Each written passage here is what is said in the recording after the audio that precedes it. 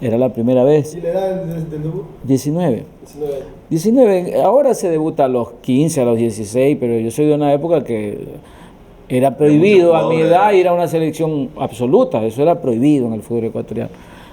Y me hizo debutar en Quito, contra el Quito 0-0. Tuve una opción incluso de anotar.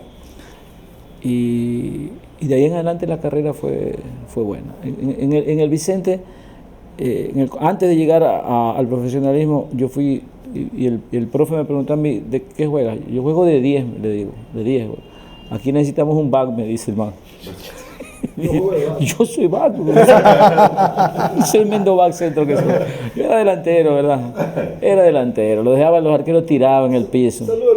El panameño. Panameño es pana de mi barrio. Él jugaba harta pelota, el panameño, y el hermano también. Pero no está emitiendo nada, ¿no? Hay testigos. ¿Alguna nota que diga que no es la correcta? Acá él mismo dijo, el que sabe todo mi historia es el panameño. Todas no, alguna cosita. La de la cancha no la sabe. En el campo de juego, dentro del rectángulo, vos no lo sabés. Está bien. ¿Quiénes estaban en ese 11 de Melec? A ese que insertaron, que pasó la semanita, iba a titular Fajardo también. El mismo día debutamos Ivo Ron y yo. Ivo, que era un amigo mío, pero muy cercano, nos tocó debutar el mismo día. A veces el fútbol es muy circunstancial. Tú debutas o por tu calidad, o debutas por la necesidad que tiene un equipo. Porque a veces hay unos planteles extraordinarios que no te dan chance para que a un joven le den una oportunidad, le dan unos 5 o 10 minutos cuando el partido ya está decidido. Hay épocas de crisis de los equipos donde es necesario apuntar a gente joven. Yo jugué y debuté más bien por eso, porque además de jugar algo, el equipo estaba en crisis y había hecho un recambio generacional y habíamos muchos jugadores jóvenes y nos tocó debutar allí y tener mucho espacio precisamente porque no eran años buenos de Melec. Viví años espectaculares en la parte deportiva y en la parte económica. Muchísimo dinero rodaba por allí, pero también estuve en momentos de crisis económica, crisis dirigencial, que fueron los primeros. ¿Y en esa época fuiste que debutaste? Y en esa época debuté. No es fácil. ¿Pero quiénes estaban de referentes en ese momento? A ver, el dueño del equipo era Jesús Cárdenas, un personaje, Jesús Cárdenas, un personaje. Era el dueño del equipo y las cosas eran a su manera. No era muy querido. Yo lo quiero mucho a Cárdenas, ahora. En su momento era un jugador difícil, pero era serio, era profesional, no le gustaba nada chueco y a nosotros nos gusta de vez en cuando el relajo y el hombre era súper profesional. Y estaba Israel Rodríguez, que era otro de los referentes, los hermanos Valdés, estaba Digner Valencia, que había sido seleccionado nacional.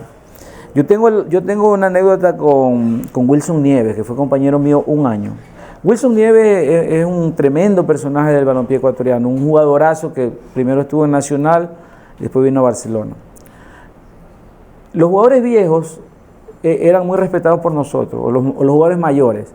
Y los jugadores mayores nos apoyaban a nosotros, a los jóvenes, pero nos prestaban sus zapatos. Pero en ese entonces uno no lo entendía, pero te los prestaban era para que se los aflojen. No es que el zapato nuevo viene como durito, entonces... Maestro, quiero usar mis zapatos. Maestro, me dice Wilson a mí que era un juvenil. Maestro, dámelo, y me los ponía yo y era para que se los aflojen. ¿Por qué? No tenía zapatos. Pero yo llegué a Melec que tenía utilería en primera y tenía utilería en juveniles. Como yo era nuevo, yo esperé que todos los chicos, porque eran juveniles, saquen sus zapatitos, ¿no? Y yo vi que quedaron tirados en el piso cerca de 10 pares de zapatos. Y el zapato que estaba de moda era el Espinel, el único que había.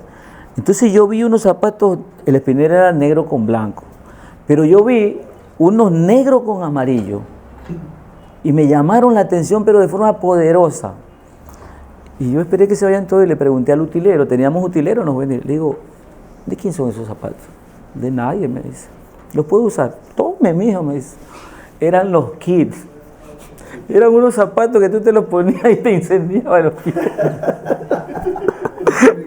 Y con la temperatura que había me quemaban los pies. Y dije, ahora entiendo por qué este desgraciado me dice, llévate. No lo quería nadie. No lo quería nadie. Pero mira, uno cuando quiere algo hace todo el esfuerzo posible y son parte de las anécdotas que van quedando en una etapa de crecimiento deportivo, ¿no? Todo eso suma. Y el Hechu Cárdenas, por ejemplo, ¿cuál era el trato hacia ese muchacho que estaba subiendo? Los condicionaba. Era un jugador complicado, era un jugador difícil. Él había salido él llegó de Liga Estudiantil y en su momento perteneció a un grupo muy fuerte de Emelec que tuvo que separarse por cuestiones económicas. Entonces los que quedaron fueron ellos y Jesús era complicado. Por ejemplo, llegaba una concentración, ¿no? Y a él le tocaba con el Diablo Castillo la habitación. Y si llegaba el Diablo Castillo y le había prendido el aire acondicionado, y llegaba Jesús y se lo apagaba. Y le preguntaba a Jesús Cárdenas, ¿tú tienes aire acondicionado en tu casa?